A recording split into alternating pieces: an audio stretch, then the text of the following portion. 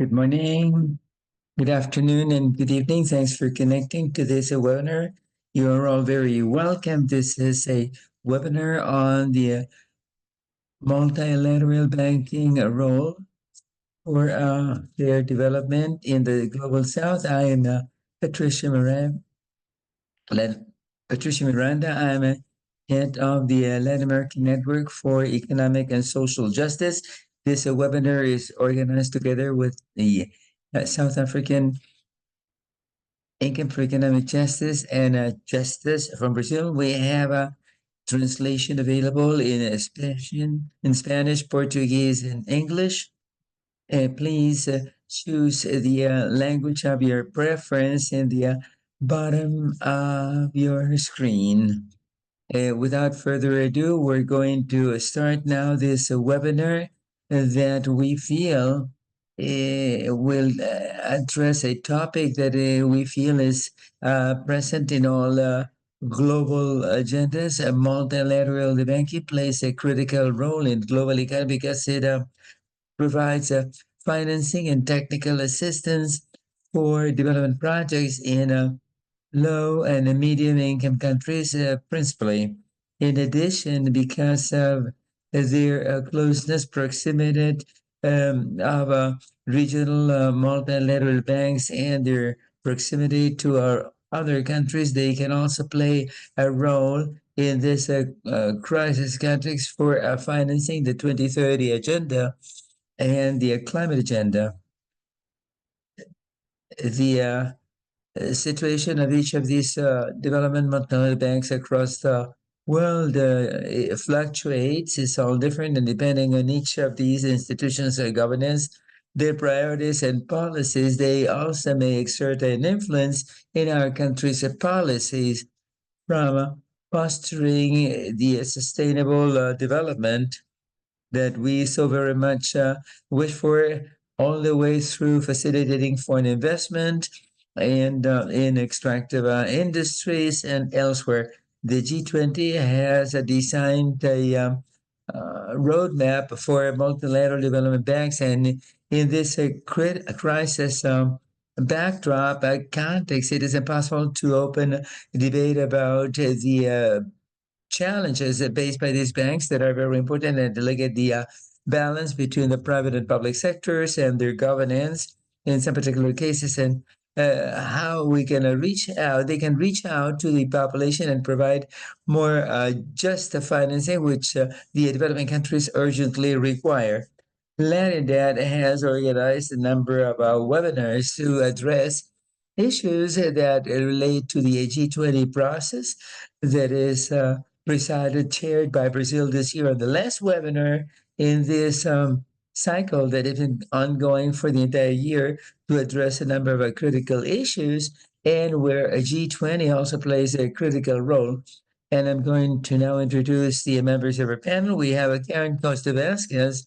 She is a general coordinator for the reform of multilateral banking, development banking at the Ministry of Finance of Brazil, that as this country presently chairs the G20. Also with us is Esteban Perez. He is a doctor and master of economics for the School for Social Research, and he is a coordinator of the financing unit for development at the Economic Commission for Latin American, ECLAC, CEPAL in Spanish. And also we have with us Kamal Ramburuth. He is a researcher on debt and development at the Institute for Economic Justice from South Africa, and he is also co-leader for the co-organization of C20 in South Africa next year. Also, I want to take the opportunity to apologize on behalf of our fourth panelist, Marielena Rodriguez from the BRICS Policy Center, who, because of a delayed flight, is apparently up in the air and cannot connect. And she also apologizes for this unforeseen event. And now I'm going to invite, with a third our first panelist, Karin Costa Vasquez from Brazil, from the Ministry of Finance of Brazil. Karin, G20 has been pushing a roadmap for multilateral development banks, from the viewpoint of the G20, what are the strong initiatives are being considered to strengthen the role of these development banks throughout the region, but for the entire global South? Over to you, Karin, for your words. Thank you very much, Patricia. The invitation to join this discussion. I believe these spaces are incredibly important for us to discuss action and solutions with the different actors. And the time is definitely urgent for us to have dialogue and actions collectively. We all know that we are lagging on the SDGs and that we have very little time to meet our commitments. And not only a small percentage of the SDGs are on track, it's actually around 17% of the SDGs are on track, and the vast majority are stagnating or regressing since the 2015 baseline. But in addition to the delay in implementation, we also have a very critical financing gap of the SDGs. And this gap is increasing. We have the data that over the past 4 years, the SDG financing gap has increased from 2.5 trillion to 4 trillion today. So the challenges are not small, and we need all hands joined to find the solutions and get some action to revert this trend. And here I would like to talk specifically about the MDBs as one of the actors in driving action and solutions to the many challenges that we have ahead of us. And why the MDBs? Why do they play such an important role in helping achieve the SDGs and close the financing gap? The first immediate answer is the financing pillar, right? The resources that they can provide from their own balance sheets to the different projects across the different SDGs. But there are several other roles which are less discussed beyond the financier role that the MDBs play. There are also critical actors in sharing knowledge. Many of these banks have accumulated experience from decades implementing projects all over the world in the different regions.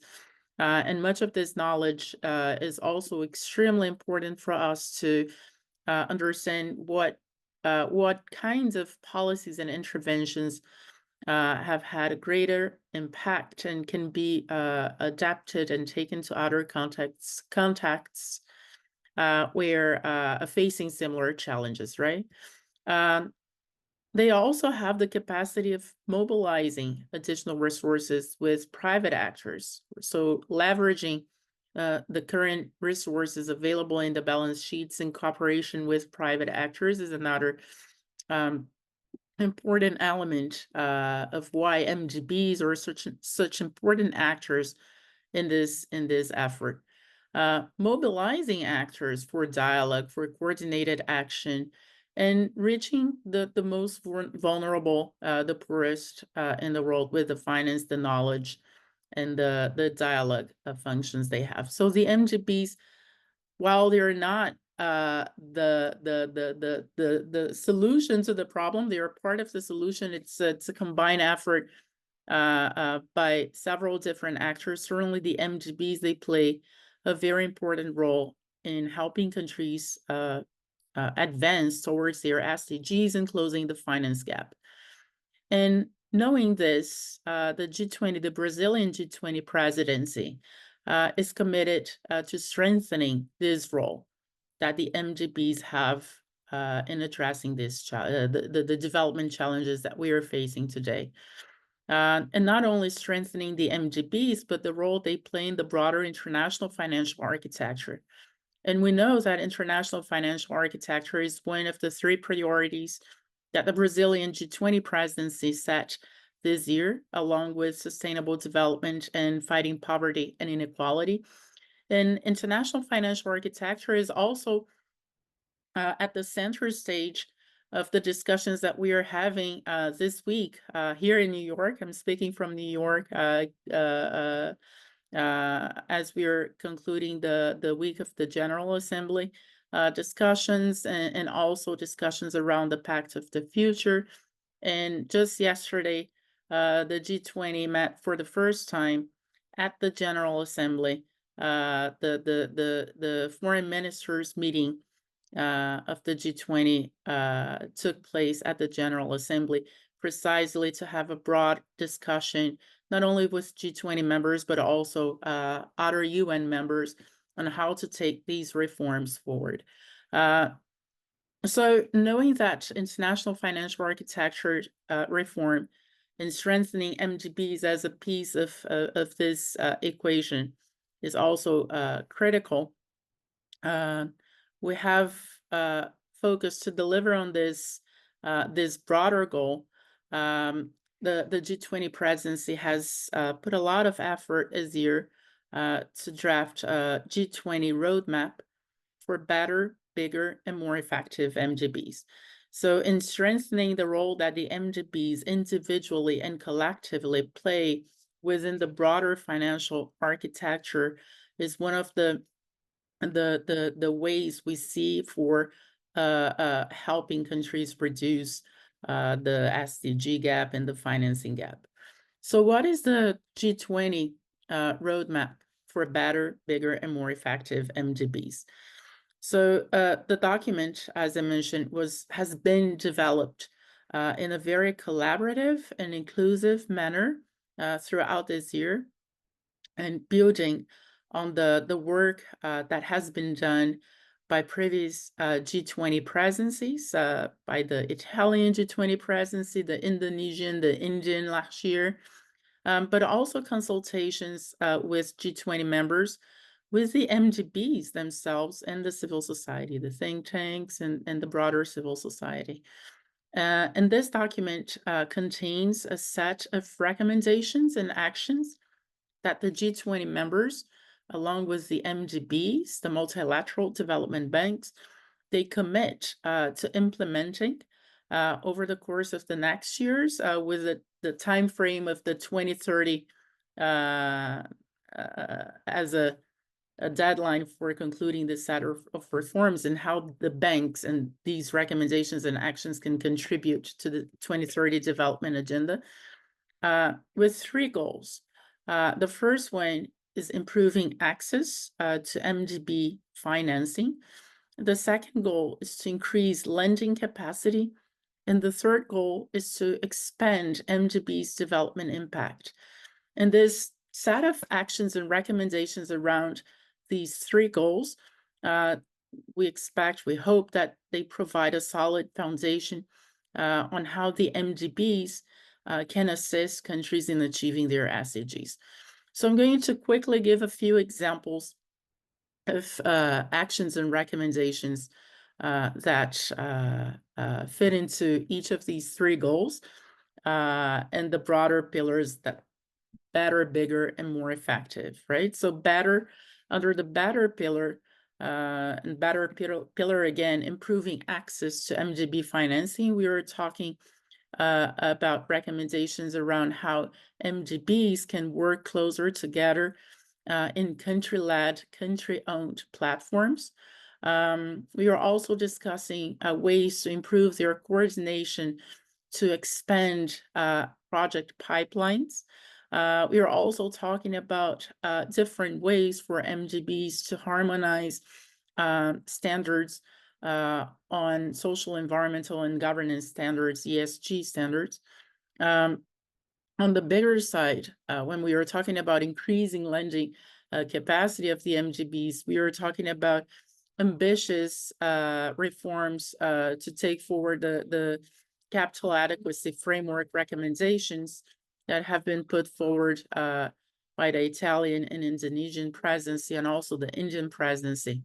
We are also talking about innovative financing instruments, like hybrid capital instruments, how they can provide, MGBs can provide guarantees to de-risk investments and other innovative instruments. We are also talking about new resources, right? And the process leading the that the MDBs can take to review their existing resources and whether they're enough, sufficient to deliver on their strategies and the broader commitments on the 2030 development agenda. And on the more effective or those set of actions to increase the development impact, we are taking for the first time in the G20 presidency discussions and recommendations on evaluation, impact evaluation, which is still a relatively nascent new topic in several MDBs, and really important for the banks and the countries to know how much result the dollars invested or taken from these banks are generating in terms of concrete impact on the ground. But we are also talking about how these institutions can be better organized to reflect gender and regional diversity at their different levels, in a way that the decisions can better reflect, and the projects and the decisions, the governance can better reflect the aspirations and the demands of the different countries and regions, right? And on this point specifically on gender representation in multilateral development banks, the numbers are equally shocking. We know that across the MGBs, more than 70% of the administrative positions are filled by women, and that this percentage decreases the higher up you go in the institutional hierarchy.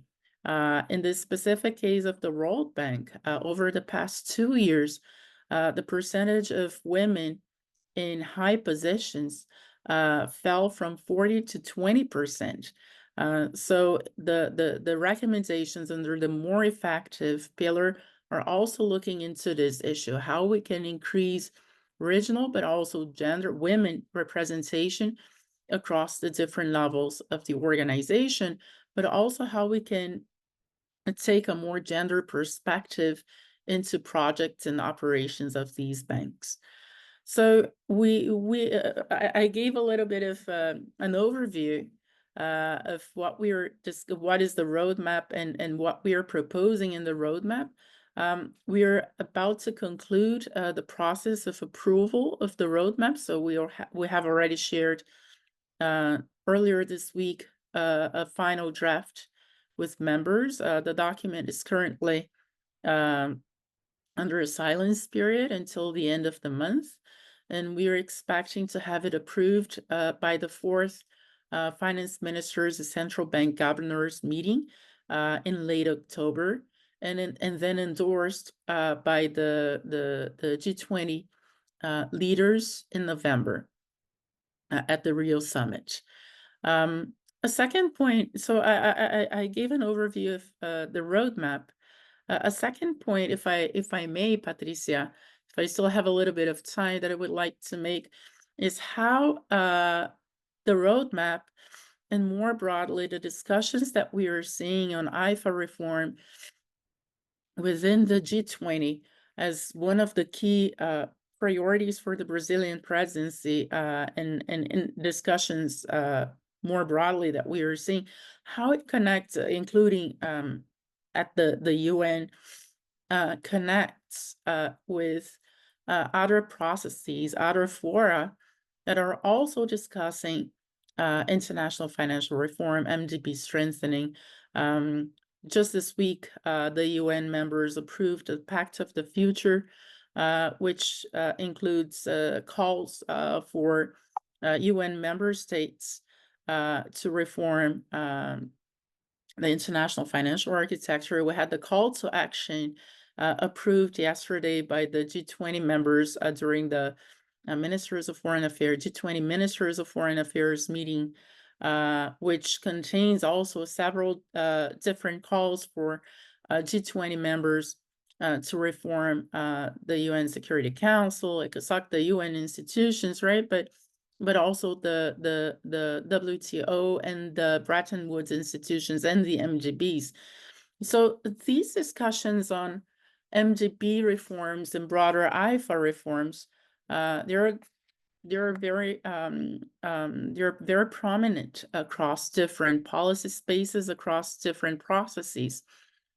And I truly believe that much of the success in driving action and results depends on exploring the synergies and the initiatives, the efforts across these different spaces and mobilize action around it. So in the specific case of the G20 process and connecting with the Financing for Development Forum process, which will happen next year, the Financing for Development Forum, which will happen next year in Spain, I see several synergies between what we are proposing in the roadmap and the broader discussions at the UN, and specifically leading to the FFG next year. So if we take the 3 pillars of the MDB roadmap, beginning with the better pillar, I think one discussion that connects very well with discussions between the G20 and the FFT process is on foreign exchange risk mitigation and use of local currencies. This is something that this topic has gained a lot of support from G20 members this year for different reasons, right? These measures, they help reduce administrative burdens and transaction costs for the borrowing countries, but they're also helping investors mitigate risks and therefore create incentives for them to invest in different projects in developing countries. And we see these discussions also happening in the context of the UN and the FFG process specifically. On the bigger pillar, so when we were talking about increasing MGB's lending capacity, I think points of synergy between the G20 and the FFG process is certainly on increasing the amount of resources available through the implementation of the CAF recommendation. And here I would like to bring some numbers from the G20 presidency this year, in which we had 15 MGBs reporting the implementation of the recommendations of the CAF, compared to 9 MDBs last year during the Indian presidency. And we found that there is a 357 billion USD dollars created, additional resources created for lending, MGB lending over the next decade, compared to 200 billion last year. So this shows that the MGBs are taking very seriously the implementation of the CAF recommendations. And by taking these recommendations seriously, they are creating additional lending headroom to support countries in achieving their SDGs. So this is another point of continuing advancing implementation of CAF recommendations is another point of synergy between the G20 and the FFG process. On hybrid capital, it's another point of synergy. There are lots of discussions specifically about SDR rechanneling to the MGBs. SDRs is special drawing rights that countries have with the IMF. This has been demanded by several countries in different spaces, including the G20, the UN fora. Within the context of the G20, specifically the Brazilian presidency is not only facilitating the launch of a mechanism at scale for SDR rechanneling, but also exploring ways into which this mechanism could help finance initiatives under the Global Alliance Against Hunger and Poverty, which is another flagship initiative by President Lula during our G20 presidency. And to conclude, under the more effective pillar of the G20 roadmap and the potential synergies with the FFG process, I see too, measuring development impact. I see many conversations here in New York on the need for increasing impact evaluation, impact assessments within MDBs. And also measures to encourage MDBs to continue to work as a system. So rather than individual initiatives, how they can, what types of coordination and initiatives they can take together to leverage their individual capacity and reach scale in their interventions. So I'm going to conclude here. And again, just to reinforce that the roadmap is a key contribution by the G20 presidency to the MDB reform agenda and the broader IFA agenda. And my the second point that I wanted to make is that there are many synergies that we need to explore going forward between the G20 and other policy spaces discussing MDB reform and IFA reform so that we can take action forward. Thank you.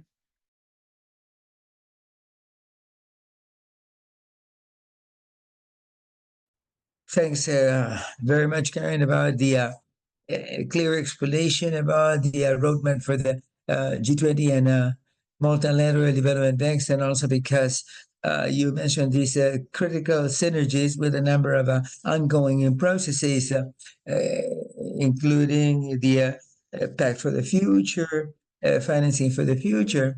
It all makes it very clear that what I shall call the puzzle of international financial architecture and the quite necessary reform of such architecture, which includes multilateral development banks. Thanks awfully, Karin. And now I'd like to turn it over to the next panelist.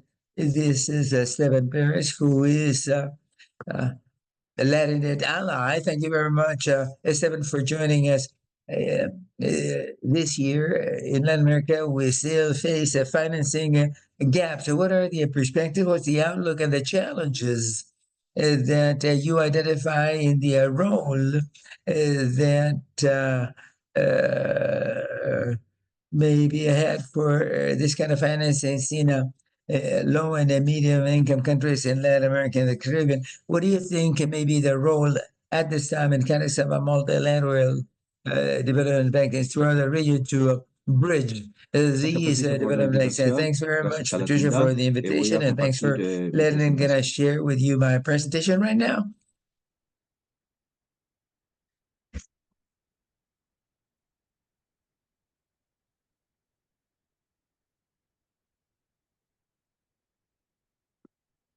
I'm going to share my presentation.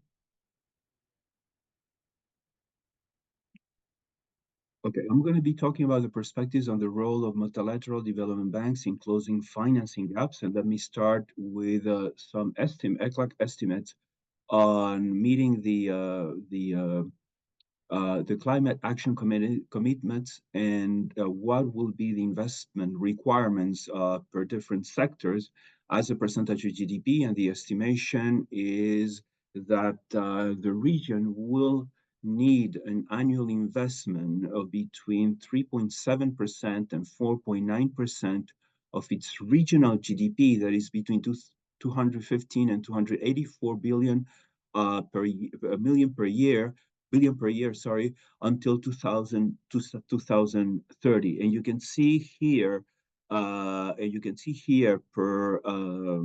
per sector what the percentages are going to be in terms, what the percentages are in terms of mitigation and in terms of adaptation. Another, let's say, stylized fact is also the estimated financing needs of micro and small size and small medium-sized firms, enterprises. The World Bank made an estimate by developing regions about the number of MSMEs per region and the financial gap. And the financial gap for Latin America, it was estimated in 2017 at $1.2 billion to close the financing needs of MSMEs. What role can the development banks play to close these financing gaps? Uh, Obviously, the one of the recommendations that was also mentioned by the previous panelists was the increased capitalization, and most development banks have taken measures to increase their capital. IDB did it recently. The World Bank a few years ago. The Central Bank for Economic Integration also, I think it was 2022, 2020, and also the Latin American Development Bank. The other issue that can be explored is to adopt a more flexible criteria for lending. Generally, development banks and multilateral development banks tend to be fairly conservative in their lending for clear reasons, because they have to be friendly to investors, because they have to have a low risk on their investments, on their assets, because also they have to take care or consider credit rating agencies. But I think a key issue would be how to improve lending through more flexible criteria. It has been done before. It was done during the HIPC countries when multilateral development banks lent to HIPC countries, and some national states were able to compensate the development banks and avoid a downgrade in credit rating agencies. And there is also the issue of the SDRs to boost lending capacity of development banks, although the SDRs do have a limit. And for example, in the last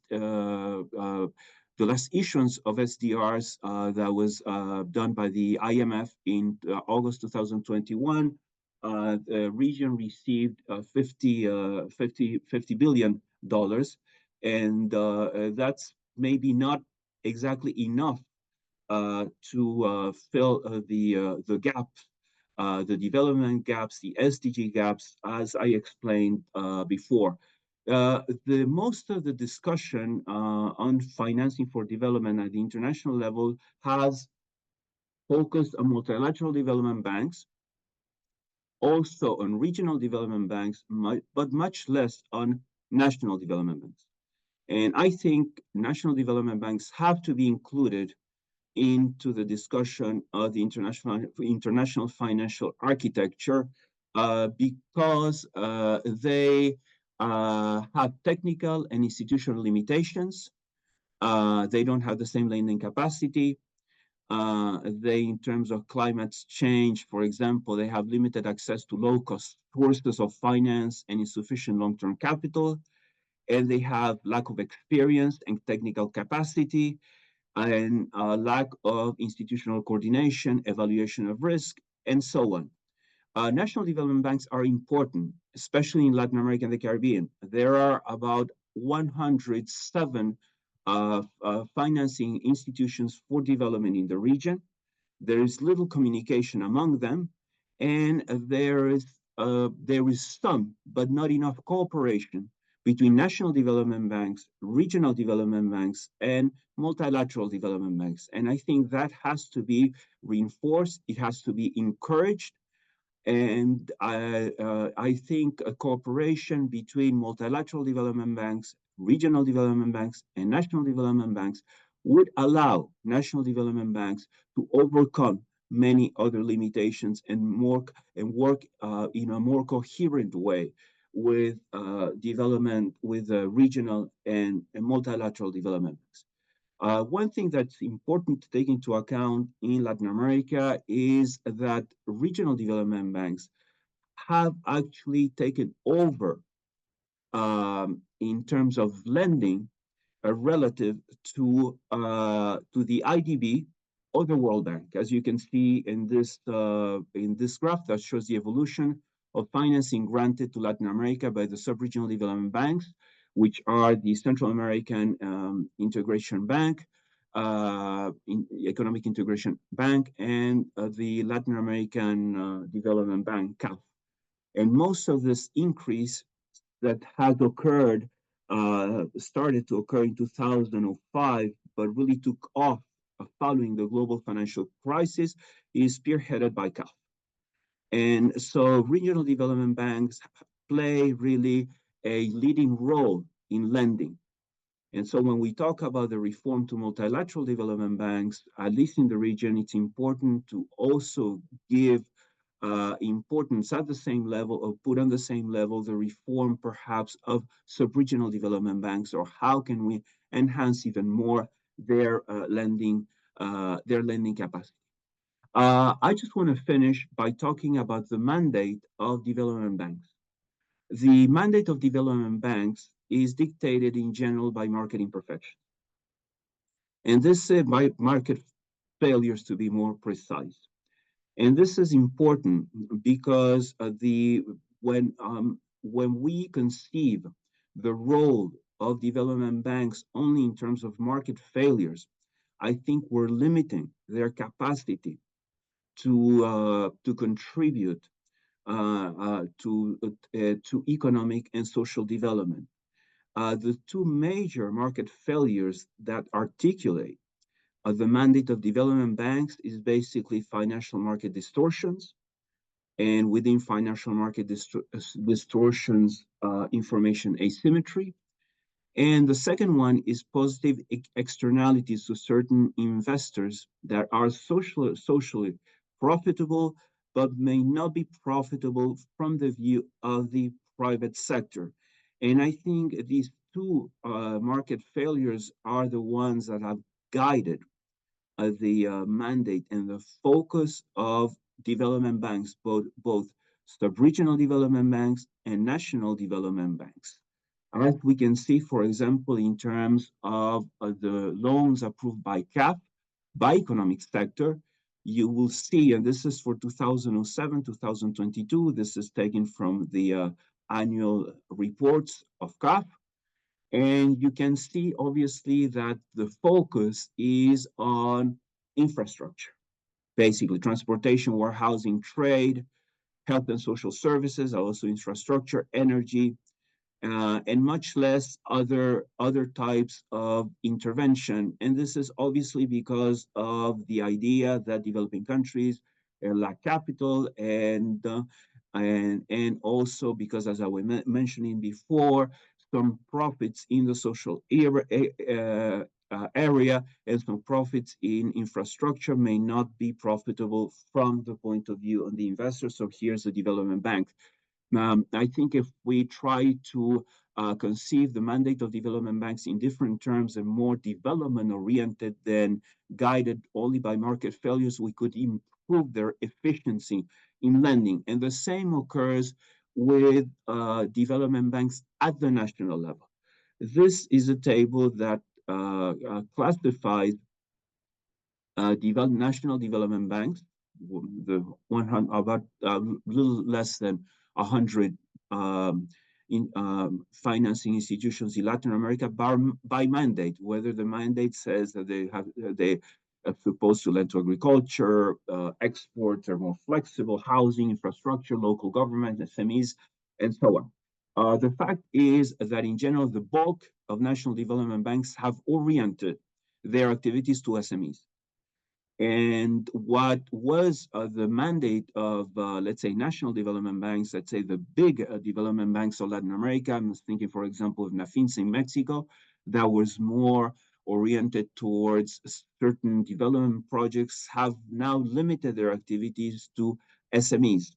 And in general, the studies that have monitored the lending of national development banks to SMEs show actually that their reach is limited. Actually, the percent they capture about 14 at the most percent of SMEs out of the total population, with some instruments that are limited in their reach. For example, guarantees, which became very important during the pandemic. But when one compares the provision of guarantees in Latin America, let's say, with Europe, in terms of their GDP, the country's GDP, then in Europe is above 1 or 2% of GDP, reaching perhaps 10% or 7% in some countries, where Latin America is way below 1% of GDP. So to finish the presentation, the financing gaps are huge. Development banks are making important efforts. I think the role of the regional development banks are becoming more important than what are the traditional multilateral development banks. And I think that we must include in the discussion the national development banks, and how can national development banks be articulated with sub-regional development banks. And national development banks, because they work at the national level, they also should provide more knowledge in terms of communities, in terms of projects, in terms of populations that should benefit from the financing that these institutions can provide. And finally, I think that if we try to go beyond market failures to define the mandate of development banks, I think we could improve substantially their lending and also their reach and also their effectiveness. Thank you very much.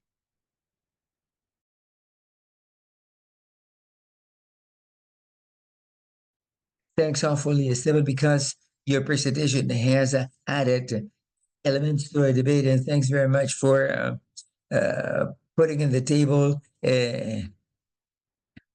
micro, small, and medium companies and the role of development banks in financing this important segment of our country's economies, and also putting in perspective the role of development banks in regards to climate issues. These are all a number of factors that should be taken account since we are undergoing a context of improvements and reforms regarding the role of multilateral development banks. Thanks very much for the information you have provided. And now I would like to turn it over to our next panelist, Kamal Ramburuth from the International for Economic Justice of South Africa, who will be playing next year a very important role in co-leading G20 from the viewpoint of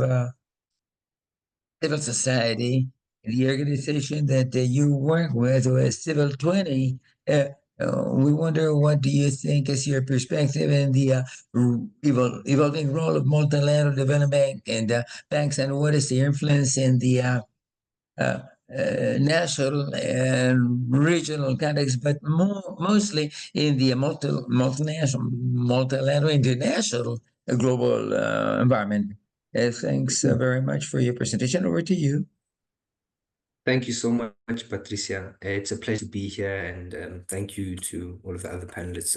I've learned a lot, and have a few questions myself that I'll ask towards the end of the presentation. But I think what we've been discussing here so far is really that public development banks matter. Okay, they matter because there are so many of them, and because of the scale of their lending currently. Today, there are 526 public development banks with around $23 trillion worth of assets. If you combine them, the volume of funding invested by the community of public development banks, so that includes multilateral development banks, national development banks, regional development banks. If you combine the volume of their funding, it comes up to about $2.3 trillion a year. That's about 10% of total investments in the world, right? 10% of total investments in the world by all public and private sources. Public development banks have also been a notable response to the poly crisis. We've seen a mushrooming, a burgeoning of 102 new public development banks that have been created worldwide since the 2008 financial crisis. And this is showing their importance in responding to crises.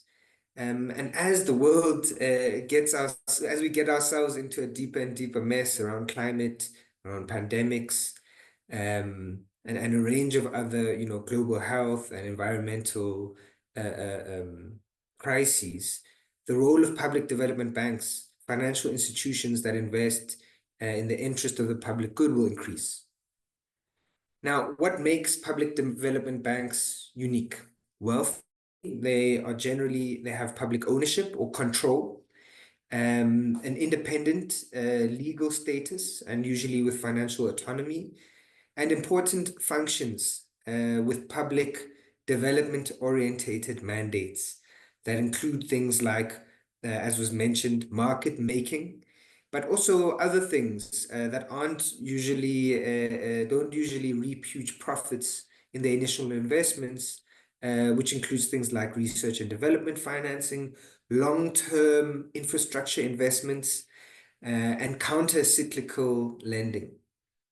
Development banks are, play these roles, but, I think it's important to note that public development banks, all development banks, are in the business of debt, right? We're speaking about debt. And debt is power. Power that has been used to shape the developmental trajectories of global South states. So let's look a bit at the historical development of multilateral and regional development banks in Africa, specifically to make this point. We have an initial period between around the 1950s to the 1980s. And this is really an initial period where development banks, where political elites defined the objectives of multilateral development banks. And it's also a period in which a lot of the African continent, for example, was still colonized by European powers. The World Bank's first institution was the International Bank of Reconstruction and Development. It was largely a response to the post-World War II devastation in Europe that needed long-term developmental investment for recovery, but wasn't really interested in, the development or independence of global South countries in Africa.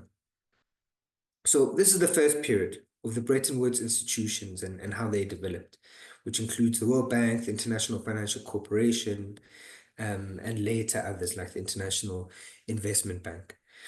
But we enter, into a second period of regional development banks and regional development integration and development. Regional development banks germinated in this period with a mantra to correct market failures at a regional level and to integrate through common rules, infrastructure, and focus on public goods. Overcoming barriers to integration was supported by eliminating tariff and non-tariff barriers. There's then, a kind of second period of regional development financing that's not really characterized by new banks, but is characterized by a shift in the mandate, right? So, of course, public development banks have a mandate, and they are supposed to foster development, but how that development is defined and who does it and who benefits from it is contested. And it changes with time, right? So this period of regionalism and market-led development came with global vertical funds, trust funds hosted by multilateral development banks. And this was really a period that's part of the Washington Consensus era that the Bretton Woods institutions like the IMF and the World Bank strongly supported. The scope of regional development banks at this time was narrowed in a way that Esteban is kind of complaining about in his presentation. The scope of regional development banks was wider, but was then narrowed to promote market forces and reduce states' intervention in national economies. And this was kind of a wave of support for promoting privatization and supporting a market-led kind of Washington consensus developmental model. And this affected the policies of all multilateral development banks at the time. And of course, the Washington Consensus is defined by principles of fiscal discipline, tax reform, positive real interest rates, exchange rates determined by the market, liberalization of trade, privatization of public entities, deregulation of economic activity, those kind of things, the solidifying of property rights. That's part of this kind of Washington Consensus package that was pushed quite hard through structural adjustment programs.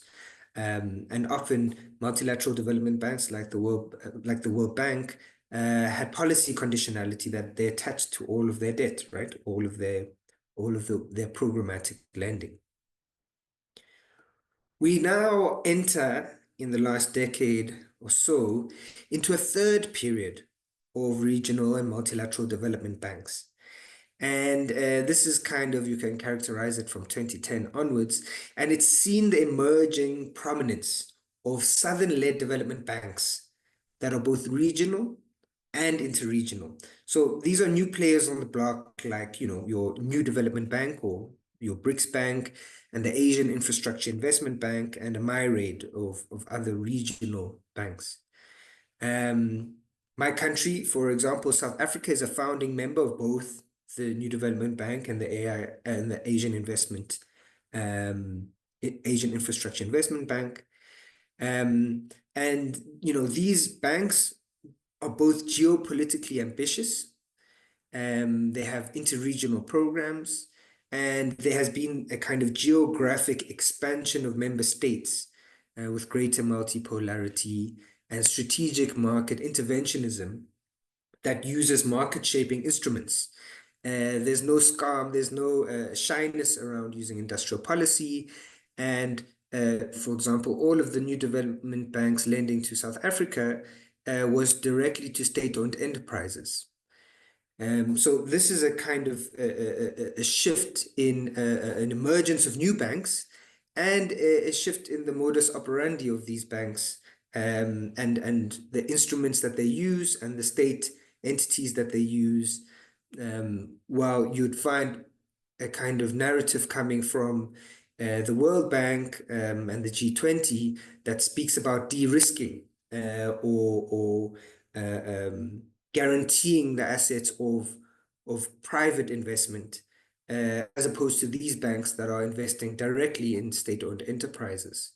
And there is a number of qualitative differences in their lending. The New Development Bank, for example, is pushing quite hard to lend in local currencies, as are other regional development banks, while your traditional Bretton Woods institutions shy away from that. So there are some qualitative differences in these banks, and I think that this is an important evolution, right? And I think that this is the result of competition instead of the collaborative nature of multilateral development banks. And I think that this example, offers a word of caution towards treating multilateral development banks or public development banks around the world as a system, because it's only from the emergence of new banks with different kind of positions and ideological frames that you have lending to developing countries on terms that are more favorable to those countries. So we go through this entire phase to the present day, and we have events and declarations by these multilateral development banks that have come together, for example, at the Finance in Common meeting in 2020, right? And at the Finance in Common meeting, it was a meeting that happened in Paris in 2020. All of these developing banks came together and made a declaration, right, around the role that they play and that they're different from private finance and that they have public mandates. And, I'll just read this declaration out.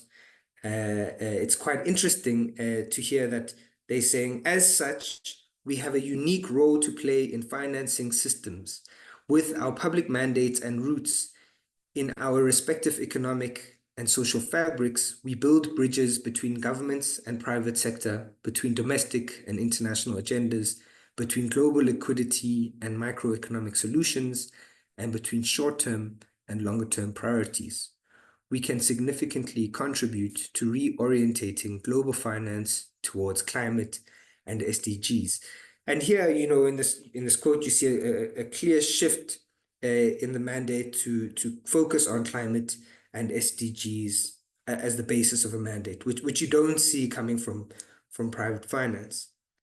So we return to the current day where we've got things like finance in common and where public development banks are growing in importance. And frankly, the reason that they're growing in importance is as a response.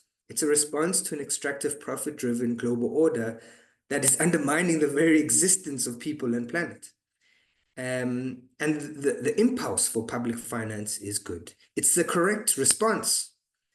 But there are a number of things that we need to look out for. There are a number of things that, especially in civil society and governments, we need to be very clear on to prevent a distortion of this intention. And this relates to democracy, it relates to national sovereignty, it relates to human rights, and it relates to the financing terms of these public development. PPPs can threaten democracy, for example, through policy conditionality and financing terms that are not passed through parliament. So terms negotiated must have democratic consensus or oversight. If you live in a country where MDB loans do not go through parliament for approval, then there's something wrong, right? Then it is something that you need to be campaigning for in your country. National sovereignty as well is threatened if multinational development banks lending has binding programmatic conditionalities, or multilateral development banks must be careful. They must be carefully considered for how they threaten policy space. Human rights must be protected in all the project and programmatic lending. There's huge concerns around the world for huge mega projects that displace communities, that have adverse environmental consequences. So all of these projects and programmatic lending as well, they must adhere to basic human rights principles. The UN Human Rights Council, for example, has been unequivocal. It has been completely clear in saying that states and the international financial institutions have a duty to assess the impact of proposed economic reforms, and in particular, when significant adverse human rights impacts are expected, such as with mega projects or structural adjustment programs. And this is not always done. And it can have a real adverse impact on people's lives. People can really suffer. And finally, the terms of financing by MDBs must be carefully scrutinized. Okay, this is the important details are here, right? When will the loan be repaid? What is the interest rate? What is the exchange rate risks? Is this debt sustainable? These questions must always have clearly communicated answers in the public domain. Public development banks are in the business of debt, and debt is power. To put my previous statement positively, it's a power that we must mobilize to realize rights. Thank you.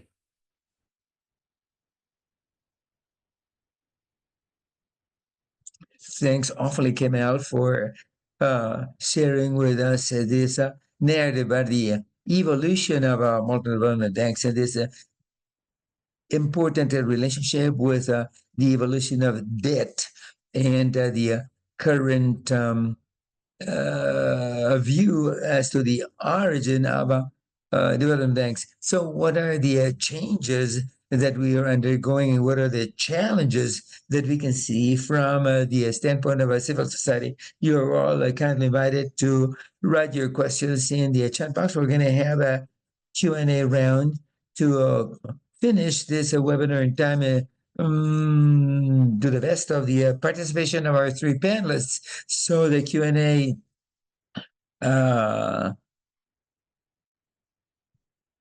session is open now.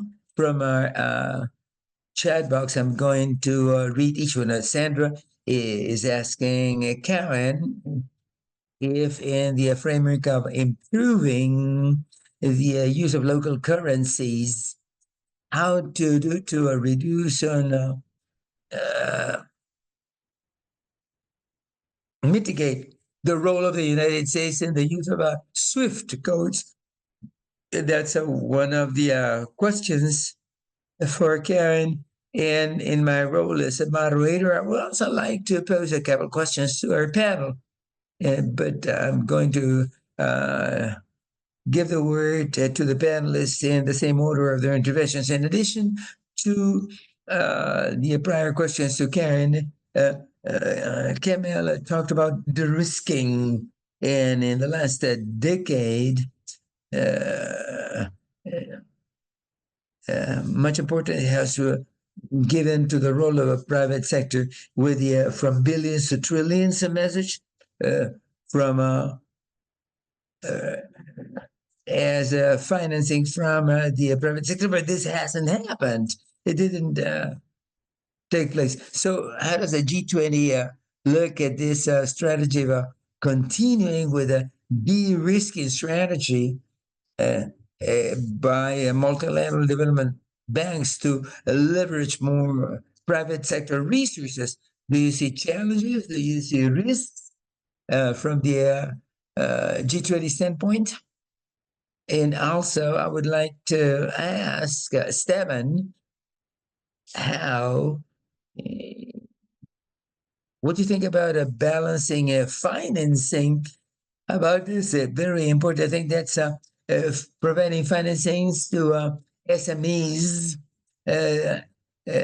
through a more active multi-regional development banks and the financing and support to large companies, which is something that we will experience throughout our regions. And we see in some banks that there is an imbalance of their priorities. However, it's SMEs, micro, small and medium companies that have the greatest role in creating jobs and paying decent salaries.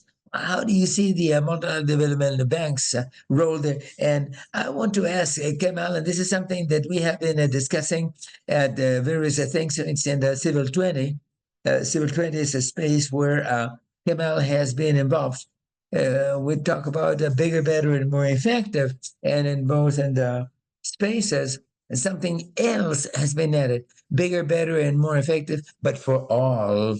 So it's an additional criteria that's been added. So how to involve the population, the concerned populations? There seems to be a sort of a conflict between such a macroeconomic policies and how multilateral development can reach the more micro level. And there are some additional questions like what is the relevance of the Pact for the Future to mobilize more resources through MDBs? I'm going to ask read a final question. What are the main challenges or threats that might prevent MDBs from prioritizing SDGs over addressing market failures?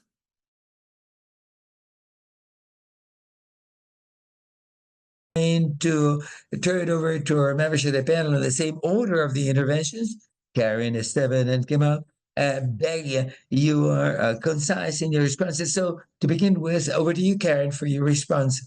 Thank you very much, Patricia. Thank you, Patricia. And thank you to the audience for the questions. On the first question on SWIFT, from the MDB reform from the International Financial Architecture Group, specifically the MDB reform agenda, we are not looking into SWIFT codes and these discussions. Our angle is from within the MDBs, and specifically for lending in local currencies, we are looking into ways of expanding currency hedging and innovative solutions. We're looking into ways that the MDBs can expand or encourage borrowers to borrow in local currency by simply offering the option of lending in local currencies to the countries that are taking the resources. We are looking into measures to expand technical assistance to the borrowing countries by strengthening the capacity that they have to adopt effective FX risk management strategies, make informed decisions to reduce risks of their lending. So these are the measures that we are looking from the perspective of the roadmap. So we are not addressing the issue of SWIFT specifically in the context of the roadmap, perhaps in other discussions of the G20 and other platforms, but from the MDB angle, our strategy have been this one. On leveraging more resources from the private sector, there are a set of measures that we are looking into, including common definitions and metrics for measuring private capital mobilization across the MDBs. This is a very starting point, right? Like how you have a consensus in terms of what you consider and for the different metrics and the methodologies on private sector mobilization, so that you can better track and develop initiatives to increase your own capacity. So this is one starting point, but also in connecting with the other discussion on MDBs working as a system, and a point that both Esteban and Kamal brought on the role of the public development banks at the national and subnational level, in addition to the MDBs. I think more coordination in terms of working together to develop platforms for co-financing, for hedging with other public development banks, right, at the national and subnational level, are some of the other measures that the roadmap is also looking into increase the capacity of these banks to leverage resources from the private sector. On the relevance of the Pact of the Future, again, I think my point is really I understand that the Pact of the Future and the G20 roadmap, they give the mandates and the frameworks. First, the frameworks, right? We're going to help organize the agenda, set a framework for joint action. In some cases, they give mandates to institutions to work on a specific topic.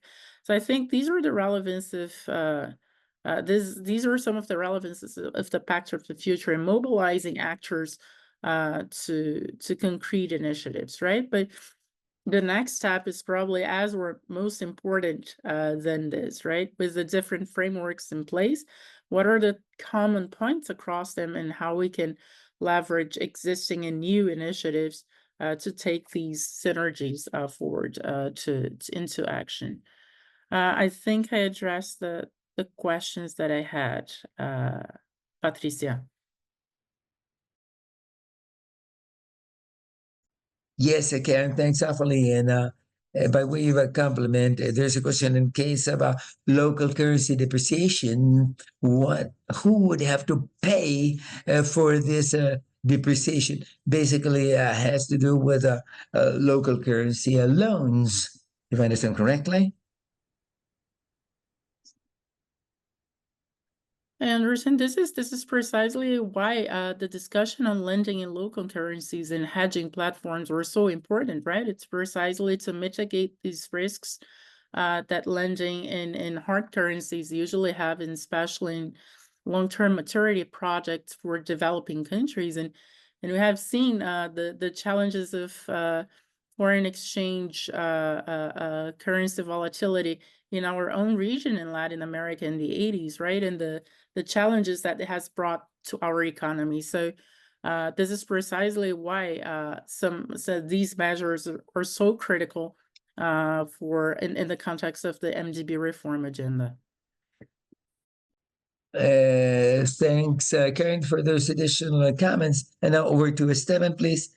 If you look at the financing sources for micro and small and medium-sized firms, you'll see a clear hierarchy.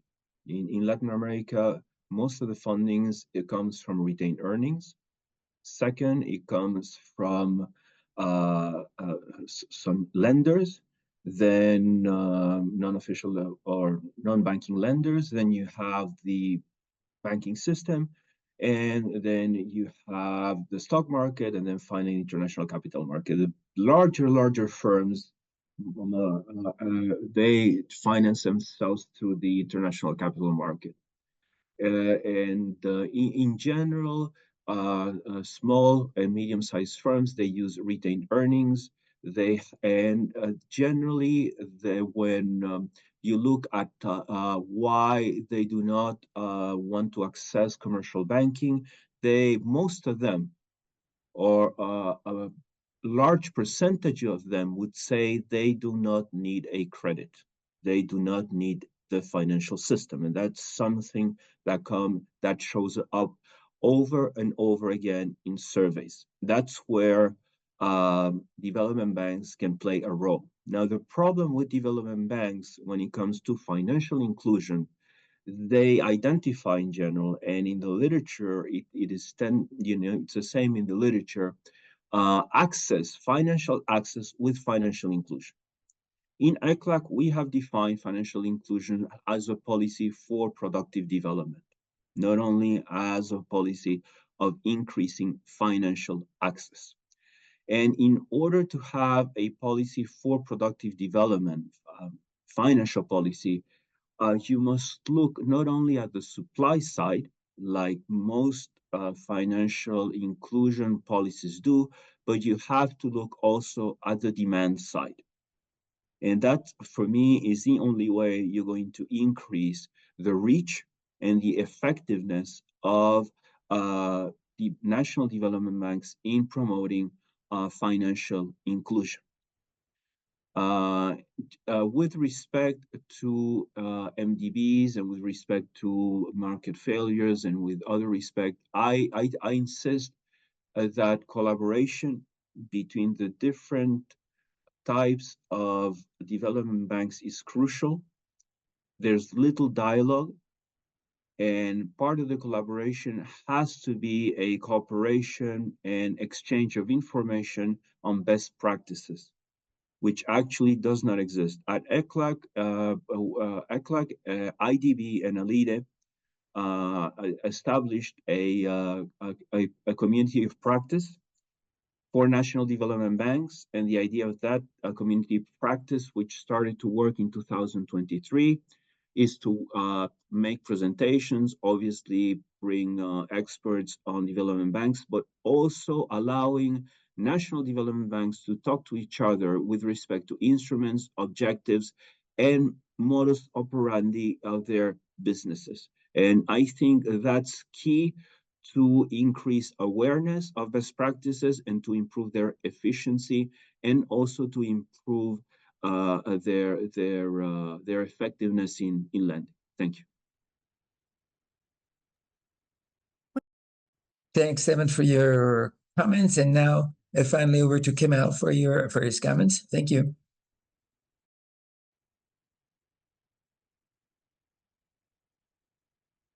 Thank you so much, Patricia. I understand your question to be, how do we make these banks bigger, better, and more effective, but for all? And I think that, the key to this is, in many developing countries, is to make massive investments in public infrastructure, whether that's for clean electricity, water, transport, and it's both marrying this need for public goods with the imperatives of global green transition, that public development banks, like multilateral development banks, can find a sweet spot. And you would find that a lot of the resistance to multilateral development banks, or frustration with multilateral development banks, comes from the idea that these banks aren't interested in national, political agendas, right? And there's often a lot of resistance, in particular to the Bretton Woods institutions like the World Bank and the IMF. And I think the way that we get around that resistance and that historical legacy is to ensure that all loan agreements and or financing terms goes through the democratic process of national parliaments. Thank you. Thanks, Kamal.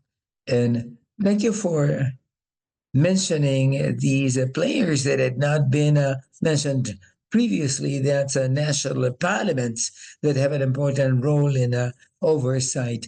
Thanks to our three panelists, we have no more questions from our members of the audience. I want to thank Karin, Esteban, and Kamal for participating in this dialogue that involves other actors as well in Latin America, Africa, and other regions around the global south, and our allies in the global north. These are very important topics of our agenda, and some of the takeaways. I think it's important to take account of the synergies and cooperation among these MDBs, and also the importance of establishing a roadmap for reform of these banks that cannot be better and more effective if we stick to the old parameters, and that we have to take into account national development banks and SMEs. And also, in regard, they are growing in terms of capacity and funding, and we envisage that these trends will continue in future. So what is important is that they can reach out to the people, people that are most exposed to vulnerabilities, who should be the main beneficiaries of these reforms and improvements of multilateral banks. And finally, this ambition should not be limited to financing the 2030 agenda and the SDGs, but also the climate agenda, but also to include other things that have been mentioned in this webinar. That's human rights, gender equality, women's rights as additional challenges, and perhaps even more ambitious objectives that we are proposing to multilateral development banks.